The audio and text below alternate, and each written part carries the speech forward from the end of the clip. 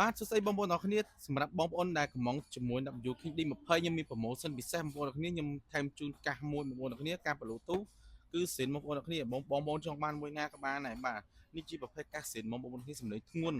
អុកងុំណែនថ្មកាន់បងប្អូនអរគ្នាប្រភេទកាសនេះគឺប្រើគឺធន់មែនទែនបាន1ឆ្នាំទៅ2ឆ្នាំបងប្អូនអរគ្នាហើយ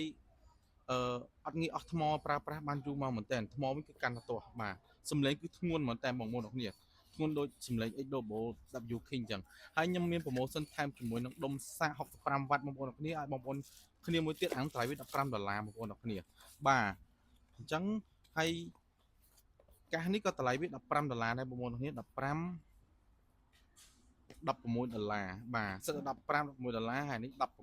បាទគឺខ្ញុំ free ជូនបងបាទបងចង់បានមួយណាក៏បានដែរឬបង skin shot រើសមួយមកបងប្អូនអរគ្នាខ្ញុំនឹងដាក់ជូនបងទៅទាំងអស់គ្នាបាទសម្រាប់ promotion គឺថ្ងៃនេះមានប៉ុណ្ណឹងបងប្អូនអរគ្នាហើយបងប្អូនអរគ្នាអត់ចង់បានជាកាសបងប្អូនឆាតមកខ្ញុំមកខ្ញុំមាន promotion ពិសេសឲ្យបងទាំងអស់គ្នាបាទហ្នឹងហើយអរគុណច្រើន